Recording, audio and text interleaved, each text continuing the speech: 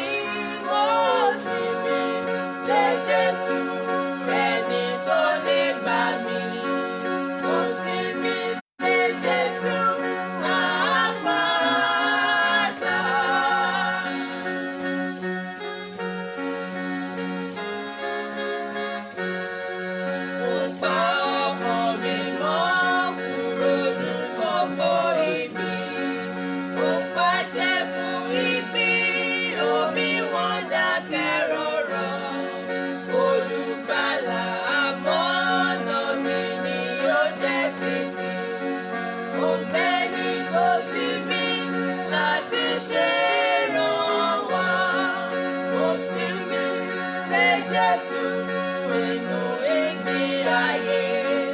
Mo sinmi lé Jésù, ẹ̀rù kò lè bà mí. Mo sinmi lé Jésù, ẹni tó lè gbà mí. Mo sinmi lé Jésù, àpáta.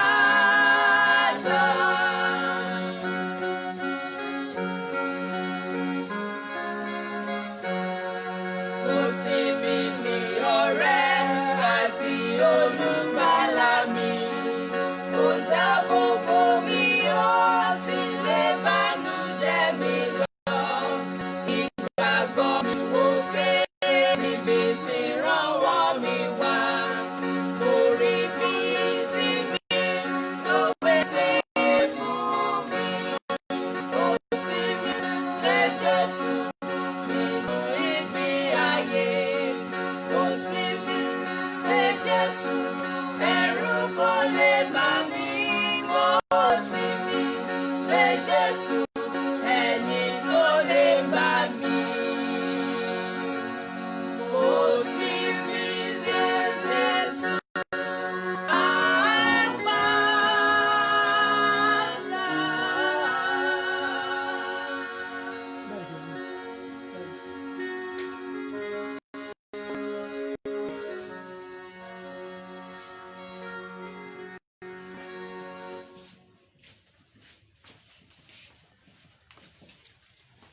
Ẹ jẹ́ kí a gbàdúrà. Shall we pray?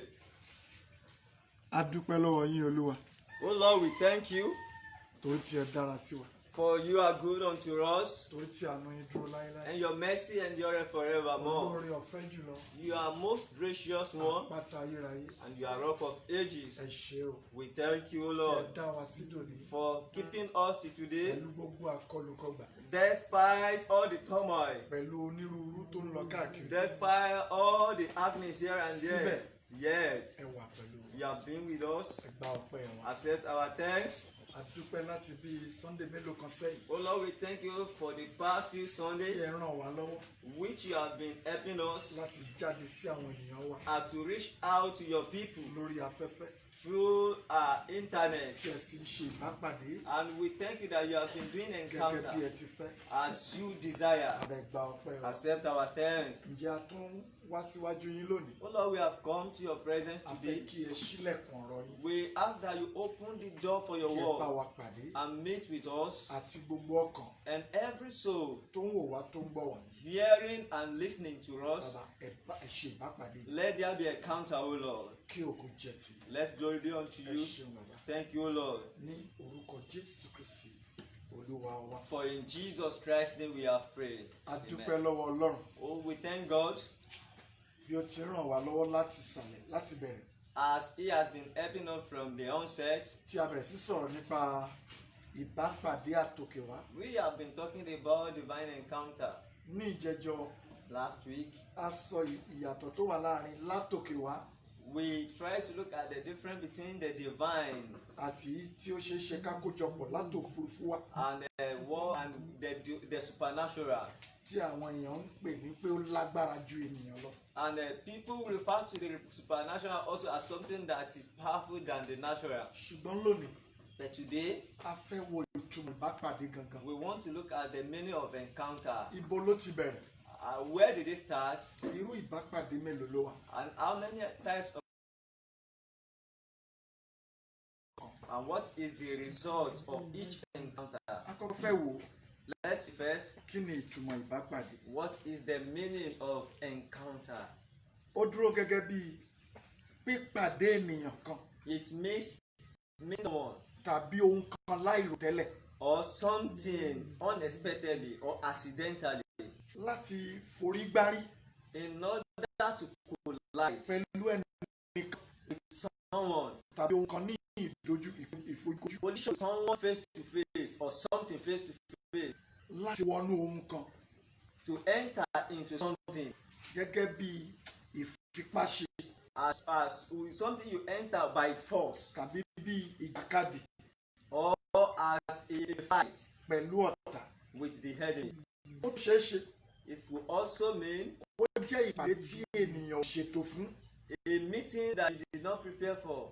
Gẹ́gẹ́ bí àpẹẹrẹ, For instance, mo sọ lójú sí pé I said it the other time, kò sẹ́ni tó máa jáde nítorí mo dẹ̀ lọ rí gbàlà léni ni o. nobody prepared for salvation while living his home. Gbogbo ìrìn àjò ìgbàlà máa ń wáyé láìròtẹ́lẹ̀. Salvation is what always come up unexpected. Ó máa ń dàbí bàbá tó múra fún. It is always accidental. Ó tún máa dàbí ìbápàdé tó mú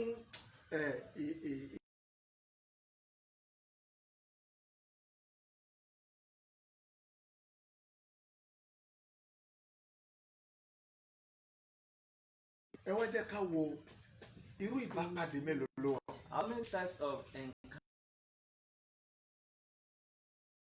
Negative there is a negative encounter, tó jẹ́ ìbápàdé tó ṣe lòdì.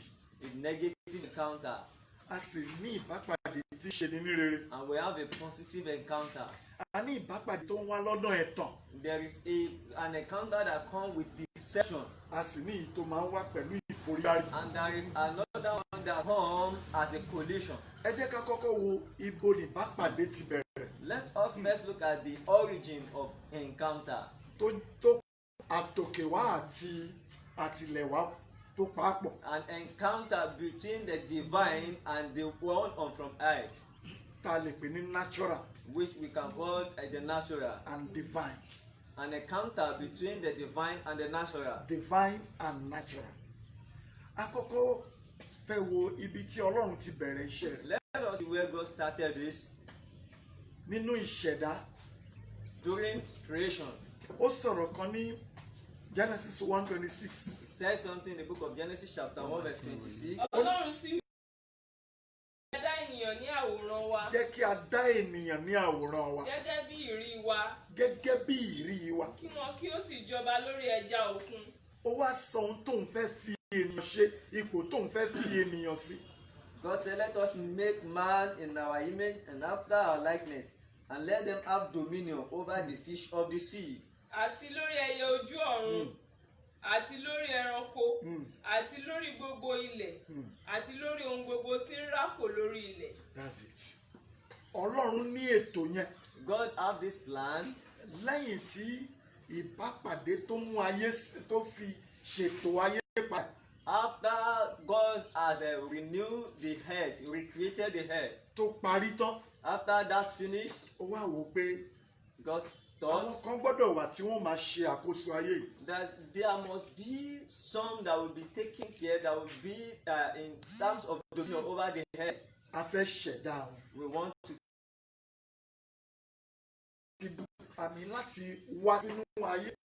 for God to create man, Ìbápàdé kan gbọ́dọ̀ wáyé an encounter must take place tó ní ṣe pẹ̀lú tí a tòkè wá that has to do with the divine encounter àti èrò yẹn. and the dust.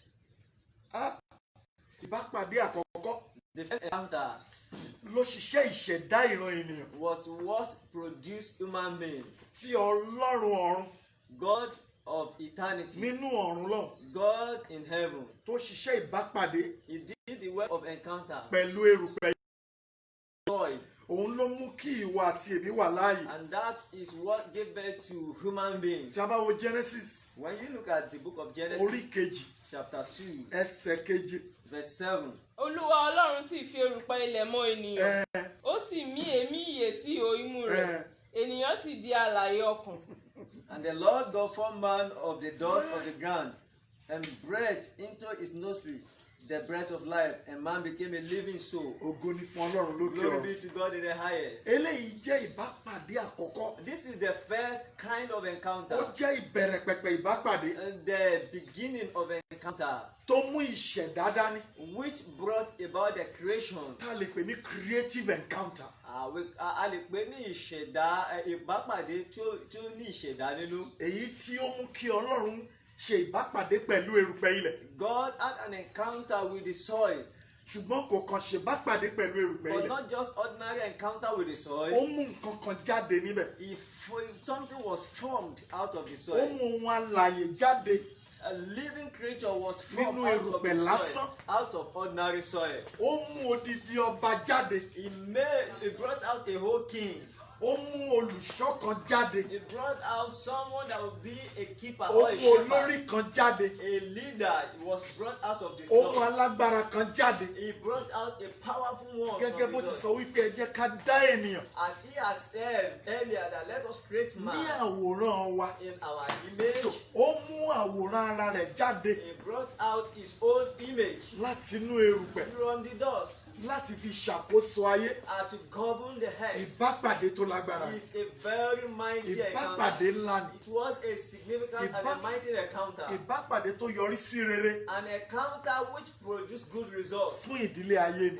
to mankind. Tí a kọ́kọ́ fi ènìyàn ní ènìyàn. And this is what brought about human being. Eléyìí jẹ́ ìbápàdé àkọ́kọ́. This happened to be the first Ó jẹ́ encounter. ìbápàdé ìbẹ̀rẹ̀ pẹ̀pẹ̀. The first encounter which happened in the beginning. Ó jẹ́ ìbápàdé An encounter èyí tó sọ ènìyàn di ènìyàn that made man to be who man is today. láti inú erùpẹ̀ ilẹ̀ wa From the dust, from ló the fi soil, erùpẹ̀ ilẹ̀ mọ́ ènìyàn. he formed man from Lẹ́yìn the tó mọ̀ ọ́ soil. tán, Then after forming man from ó the rí i soil, pé kíní yóò ti dà tó.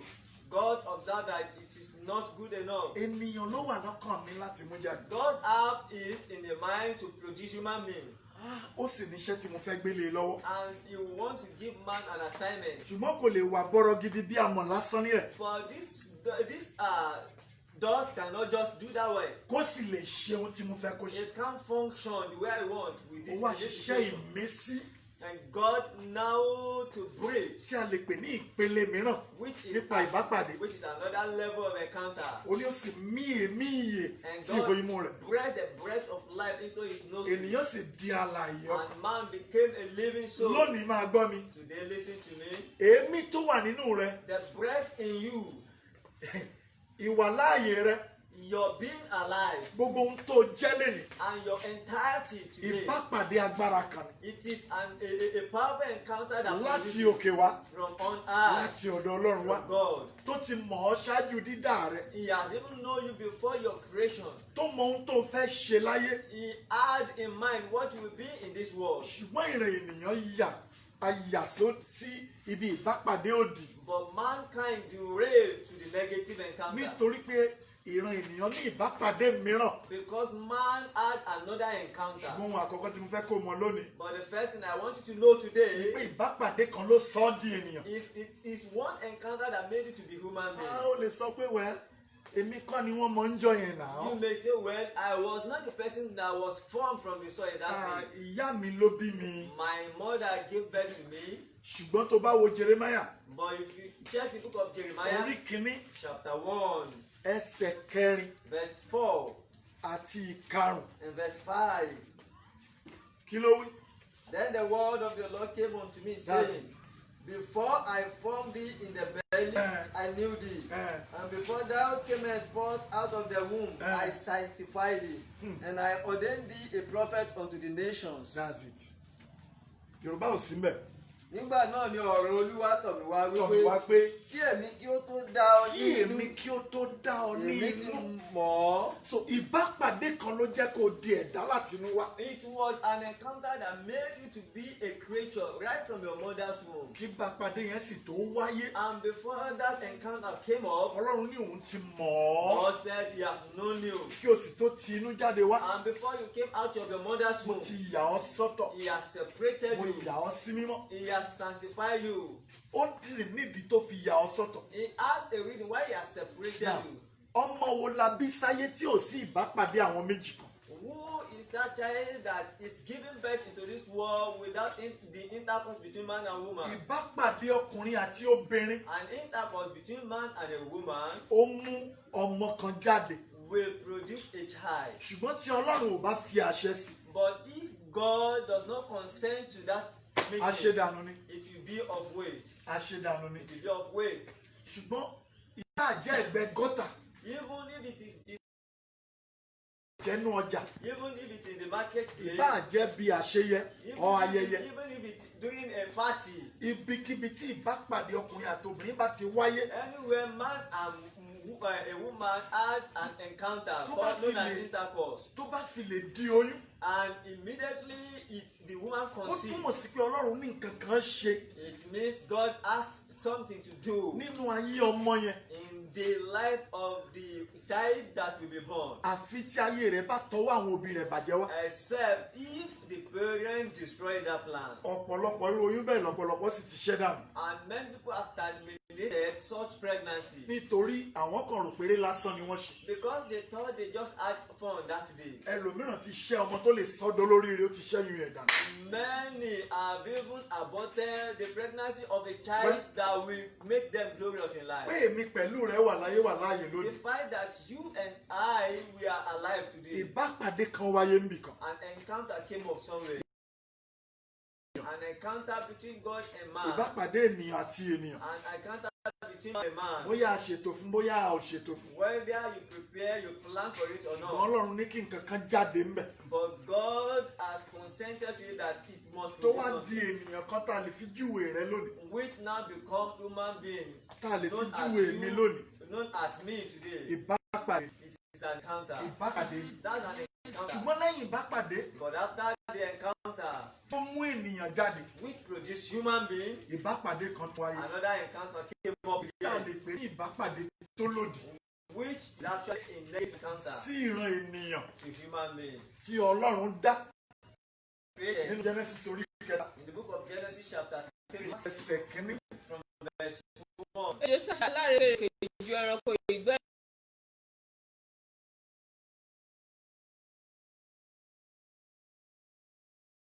Ọlọ́run wí pé ẹ̀yin kò gbọ́dọ̀ jẹ èso igi ọgbà.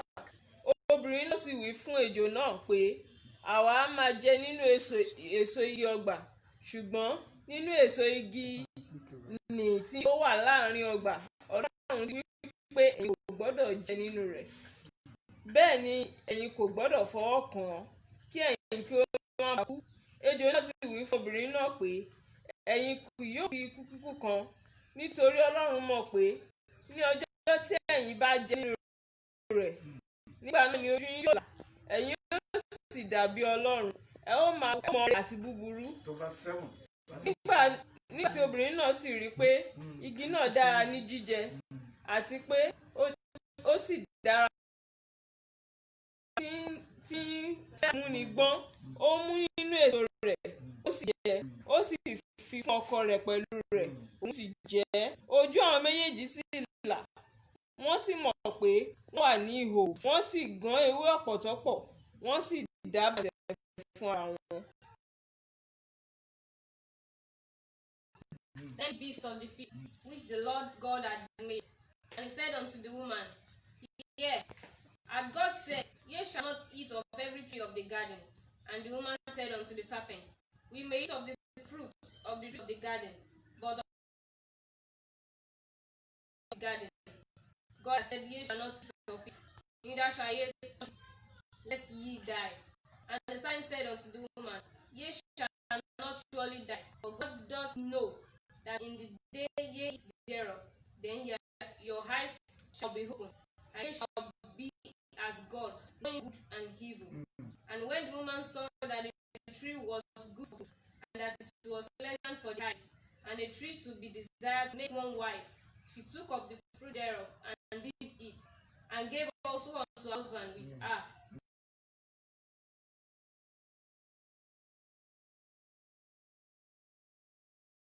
And they sewed fig leaves together, and they made themselves aprons.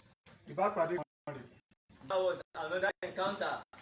lẹ́yìn ìbápàdé tí Ọlọ́run After an encounter of ó God, sọ ènìyàn di ènìyàn which made man to be man. tí Ọlọ́run sì sọ wípé And God said, ìgbé ayé báyìí lẹ gbọ́dọ̀ máa gbé. This is the type of life you must live. inú ọgbà báyìí ni kẹ́ ẹ wà. You remain in the garden àwọn nǹkan báyìí ni kẹ́ ẹ máa ṣe. and do these things. nǹkan báyìí ẹ má ṣe. Don't do this. èso yìí ni kẹ́ ẹ máa jẹ. Eat these fruits. èso yìí ẹ má jẹ o. Do not eat these fruits. ṣùgbọ́n But ìbápàdé kan wáyé. another encounter came up.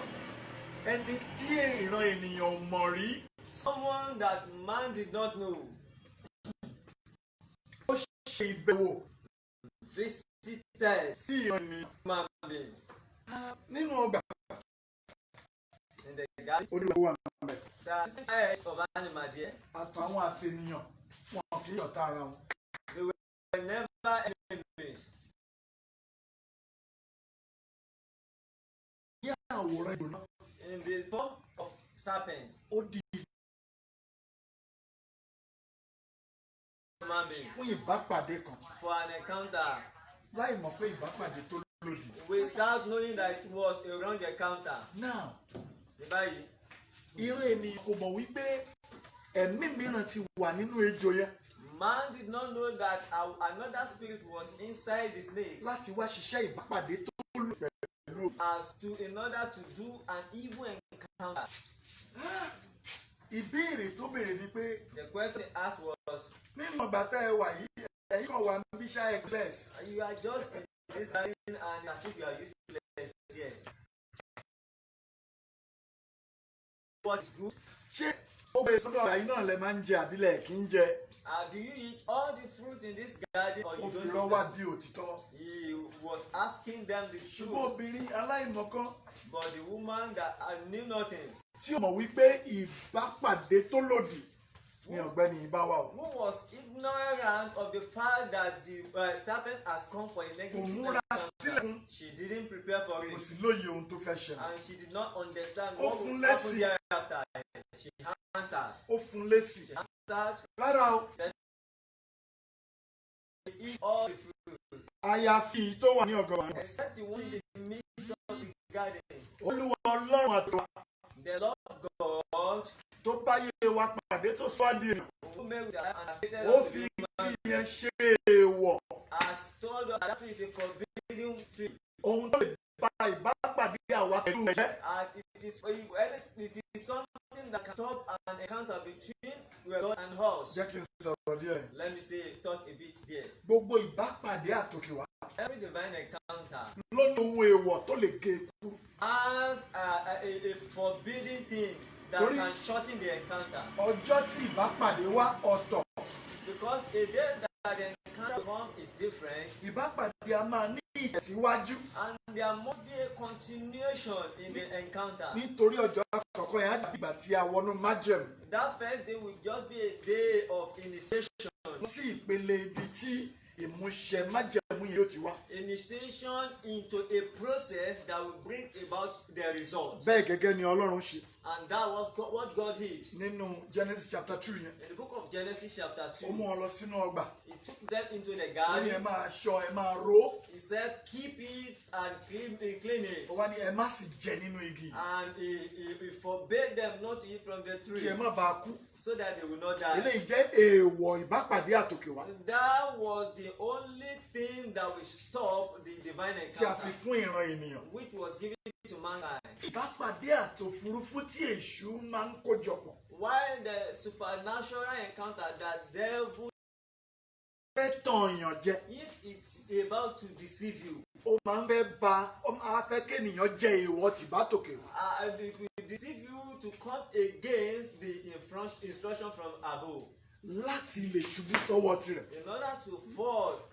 as its victim. Òun náà sì wá gẹ́gẹ́ bí ìbápàdé tó ò tiẹ̀ lérò. And it will also come as an encounter you don't expect. So mo fẹ́ ká tètè mọ kankan bí. I want you to know something quickly here. Ìbápàdé àkọ́kọ́ ìbápàdé àtòkè wá ni. The first encounter is the divine encounter. Ìbápàdé kejì tó ṣe lòdì yìí. The second encounter, which is the negative encounter, Ìbápàdé tá a kàn lè pè ní supernatural. is a supernatural encounter. Tá a jọpọ̀ lófurufú. Gathered together in the sky. Tí èṣù fi ṣiṣẹ́ ìṣubú ènìyàn. And devil use it for the fall of man. Tí èṣù fi ṣiṣẹ́ tó fi ṣètò ìṣubú àti ìkùnà ènìyàn nínú Devil ayé. use it to make man fall. Now, ibi èèwọ̀ yẹn That abomination ni èṣù tọ̀ lọ. was what devil was Ibẹ̀ targeting. ló wọ̀ lọ. He addressed them through the Láti fi abomination tàn ènìyàn jẹ. in order to deceive them.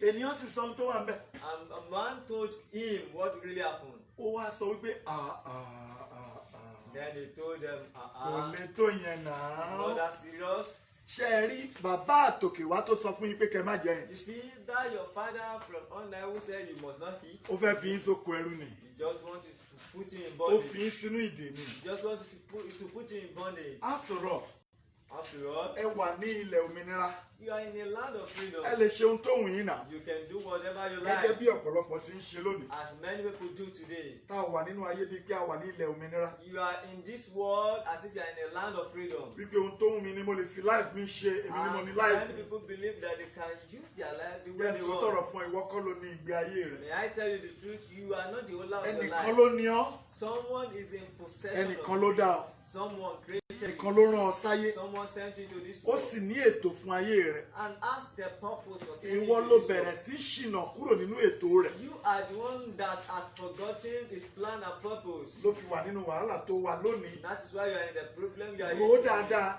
Think about it. rò ó dáadáa. Think about it. Ó ṣubú kúrò nínú ìpinnu Ọlọ́run ni. You fell away from the Ó purpose ṣubú of God. kúrò nínú ètò Ọlọ́run ni. You must have fallen away from the plan of God. Ló ṣe wà nínú ìṣòro tó wà That lónìí. is why you are in the problem you are now. Nípa ìbápàdé àtòfurufú wa. Through a supernatural encounter that Tí ọ̀gbẹ́ni happened in tó your life. ṣubú láti ọ̀run wáyé. And that man that fell from heaven, Tó ṣètò which he has gathered, kó ba lè which he gbá has o planned, kó ba lè gbé o gbá ògo ayé rẹ̀ dànù kúrò so lọ́wọ́. that he will be able to take away the glory of your life.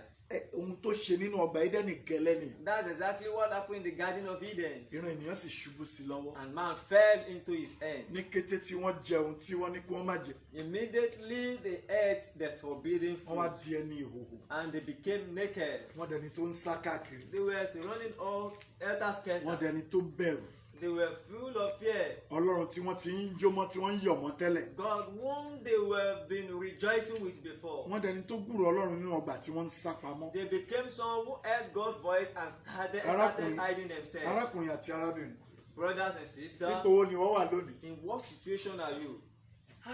Ìbápàdé tó ṣẹ̀dá ènìyàn sáyé yẹn. An encounter which which created human being Ó farajọ ìbápàdé tó ń ṣiṣẹ́ ìgbàlá ọkàn. is like an encounter that do the salvation of the soul. Ọjọ́ tí ìgbàlá ọkàn bá wọlé. Any day there is the salvation of the soul occur in your life, Ìbápàdé àtòkè wá kan ni. it is a divine encounter that produces Ní it. kété tí ìgbàlá bá wọlé. And immediately there is salvation. Á mú ọ kúrò nínú ìṣìnà. It will lead you out of error Á tọ́ ọ sọ́nà. and it will begin to guide you right. Láti bẹ̀rẹ̀ sí gbé ìgbé ayé tó lè mú ọ lọ síbi àṣeyọrí. And you begin to live a life that will lead you to a success. Láti mú ọ lọ sí ibi ìgbé ayé tí ó lè mú ètò Ọlọ́run fún ayé rẹ ṣẹ. It will lead you to a life that will make you to fulfill the purpose of God for your Tí life, ọ̀pọ̀lọpọ̀ ń pè ní kádàrá tàbí àyànmọ́. which people call destiny. Ohun tí Ọlọ́run dá ọ fún What the Lord has created you for. kò jù bẹ́ẹ̀ lọ. That's all. Ṣùgbọ́n lọ́jọ́ tí ìgbàlá bá wọlé.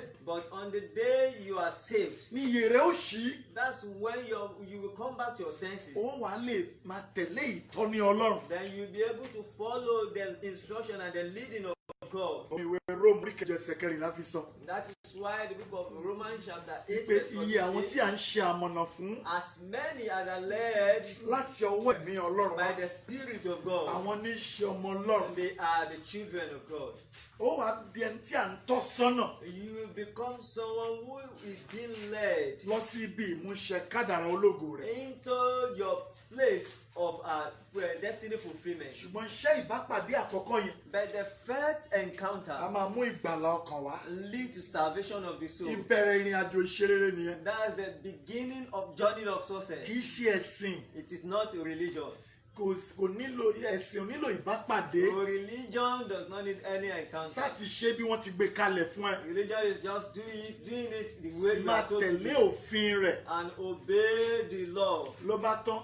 That's all. Ṣùgbọ́n tá a bá ń sọ nípa ìgbàlà ọkàn, But when we are talking about salvation ó of nílò the soul, ìbápàdé kan it needs an encounter tí ó ṣe ọ níyè that will open your eyes láti mọ irú ẹni tó jẹ́. and to know the kind of person you Ipò are, wo ló wà? the situation of your life, Báwo ló ṣe rí sí Ọlọ́run tó dá ọ? how you are to your creator, Ta lẹni tó há sáàárín ìwọ àti Ọlọ́run? and the person that stands as a gap between you and God, Tí kò jẹ́ kó o rí ògo ayé rẹ̀ lò. who made you not to use the glory of your Tó life, ṣì ọ lọ́nà. who has lead you into error, Tó mú ọ wọnú àṣìṣe lọ. who has led you into error. Ọjọ́ yẹn làṣírí irú ẹ̀ máa ń tú. On the day that you are saved, such secrets will be made open unto Kí you. lohun tó ń tọwọ́ bọ̀?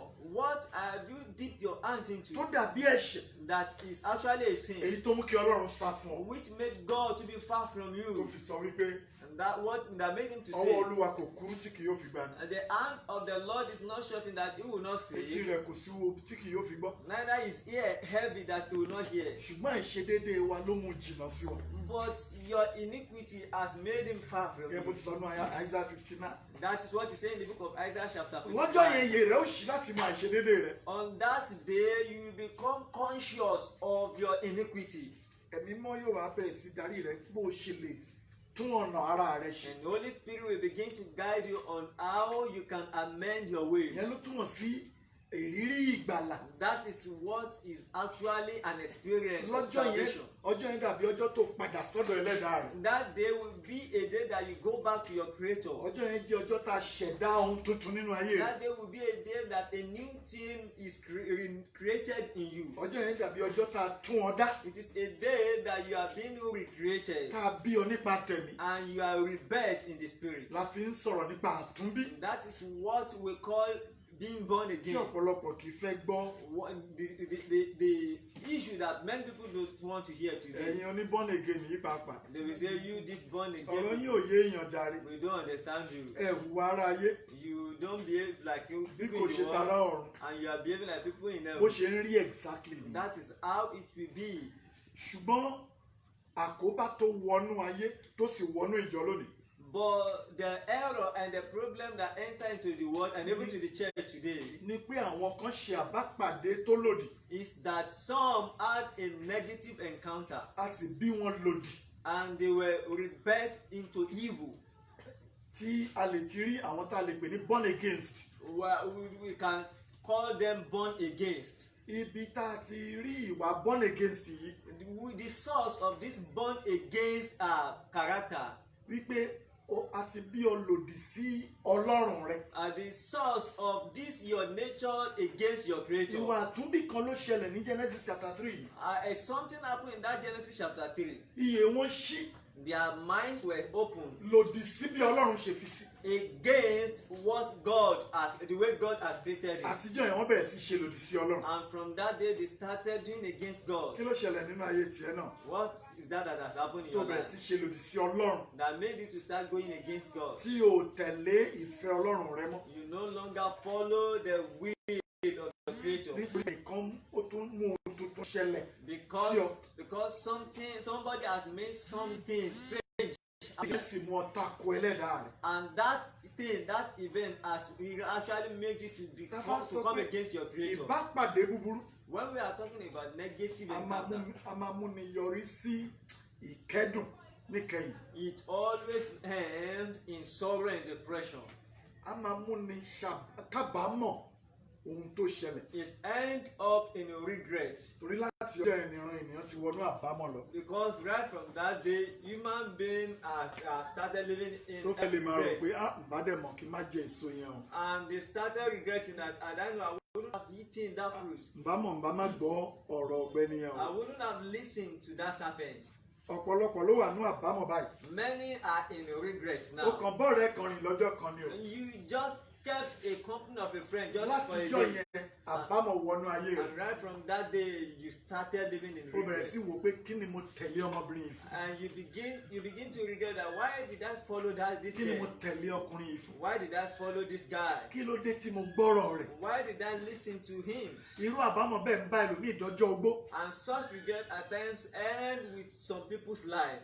ṣùgbọ́n mo bá ọ yọ̀ But I want to orí congratulate ìpele you ìbápàdé kan tún wá lónìí because another encounter is coming up today pẹ̀lú Jésù Kristi with Olúwa olùgbàlà Jesus Christ the Savior, tó ṣetán láti ràn ọ́ lọ́wọ́ who is ready tó to, ṣetán láti yí ìgbà rẹ padà who is ready to renew your life. orí ìbápàdé tó lòdì tó tí ìran ènìyàn bá pàdé yẹn The encounter that man experienced, la fi kọ́ nínú ìwé Róòmù orí kẹta ẹsẹ̀ kẹtàlélógún but because of this encounter, it is written in the book of Romans chapter pé 3 verse gbogbo 23 ènìyàn ni ó sàti ṣẹ̀ that all have sinned tí a sì kùnà ògo Ọlọ́run and have come short of the glory of God. ṣùgbọ́n tá a bá wo ìwé Róòmù kan náà But if you check the book of this same book of orí Romans, kẹfà chapter 6, ẹsẹ̀ kẹtàlélógún. verse 23. Ó ní ikú ní èrè ẹ̀ṣẹ̀. He said, for the wages of sin is death, Mú ẹ̀bùn ọ̀fẹ́ Ọlọ́run but the free gift of God ní iye tí kò ní pẹ̀kun is eternal life nínú Jésù Kristi Olúwa in wa. Christ Jesus. Ìwáyé Jésù yìí The coming of Jesus ó Christ wá fún ìbápàdé ìmúpadàbọ̀sípò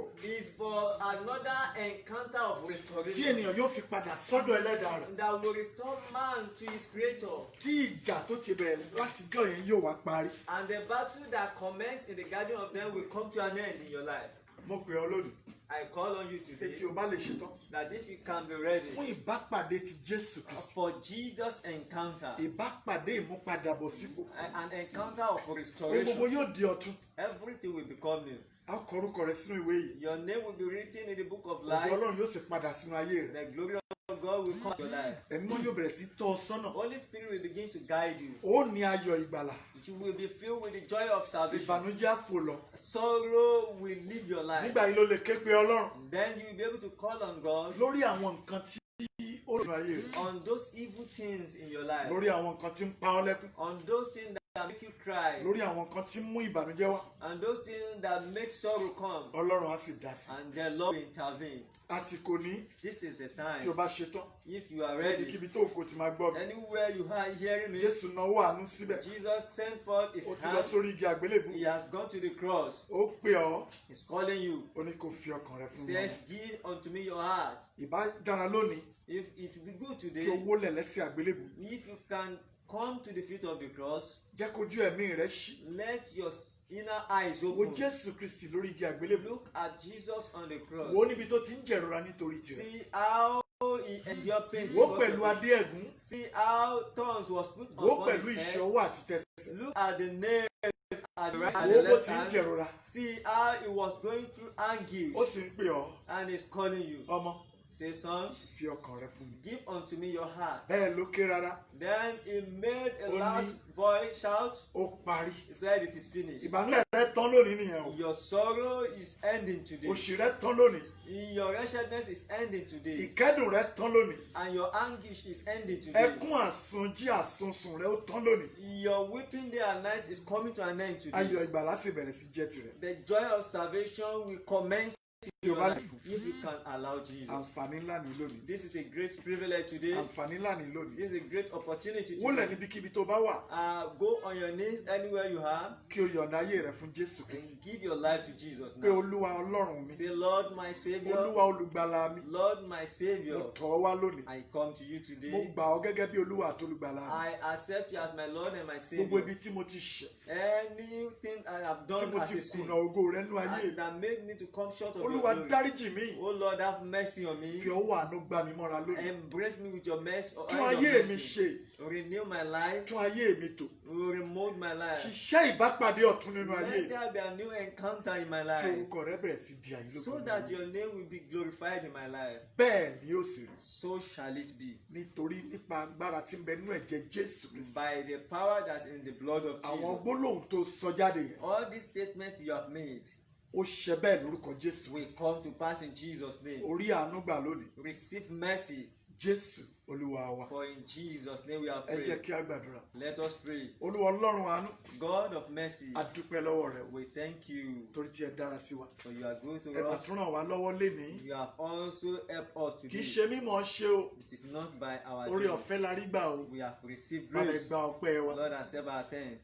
Bẹ́ẹ̀ gẹ́gẹ́ ni gbogbo àwọn tó ń wò wá. And also for all our viewers, Ipá àwọn kọ́ ni wọ́n fi di ọjọ́ òní. they are not alive today by their power. Tí wọ́n tún lè rí wa nítorí ojú wọn ò fọ́. And they are able to see us because they have not lost their Tí wọ́n lè sight. gbọ́ wa, tí wọ́n lè ka ohun tá a kọ jáde. They can hear us, they can read today. Nítorí pé wọ́n ṣì wà gẹ́gẹ́ bí ènìyàn. Because they are still human beings. Tí ẹ sọ erùpẹ̀ lásán dà pẹ̀lú agbára ìbápàdé yín lọ́jọ́ wọn. Ordinary dust that you make to be human being through your encounter that day. Ǹjẹ́ a dúpẹ́ Oh fún Lord, ìbápàdé we tó. thank you for this encounter Ẹ gba today. ọpẹ́ wa. Accept our thanks. Gbogbo ọkàn tẹ bá pàdé lónìí Olúwa. Every soul which you have met Fúnra today, ara yín ẹ bẹ̀ wọ́n wò. oh Lord, meet with them today Kí ẹ sì ṣètò ayé wọn. and recreate them ní ọ̀nà ọ̀tun in a new way. kí orúkọ yín di àyìn lógo. Let your name be glorified. àti àwọn àti àwa And both all the kí a viewers pàdé and lọ́dọ̀ yín us, níjọ́ kan we should meet with you one nítorí day. àwa mọ̀ pé ẹ fẹ́rẹ̀ dé Because we know that you will soon come láti kó àwọn àyàn fẹ́ràn to lélẹ̀ take home your beloved. lábẹ́ kàwá yẹn lọ́jọ́ náà Lord, count us worthy. kí gbogbo ògo jẹ́ ti. Let glory be unto you. ẹ ṣeun bàbá Thank you, Father. ògo ni forúkọ mi Glory mọ́. be to your holy name. ní orúkọ Jésù Kristi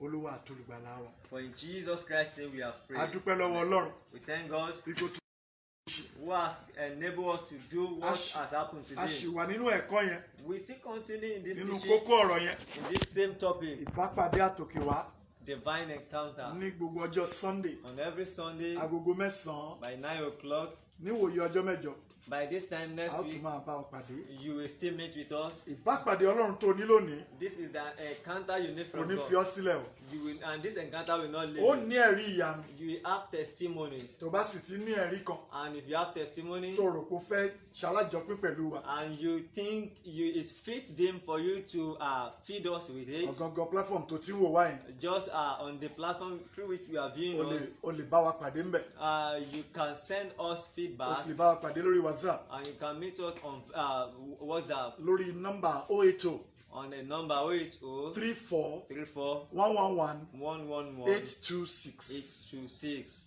080 080 34 34 111 111 826. 826.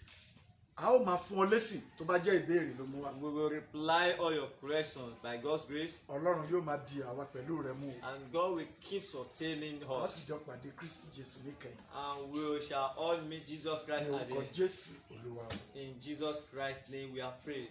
God bless you.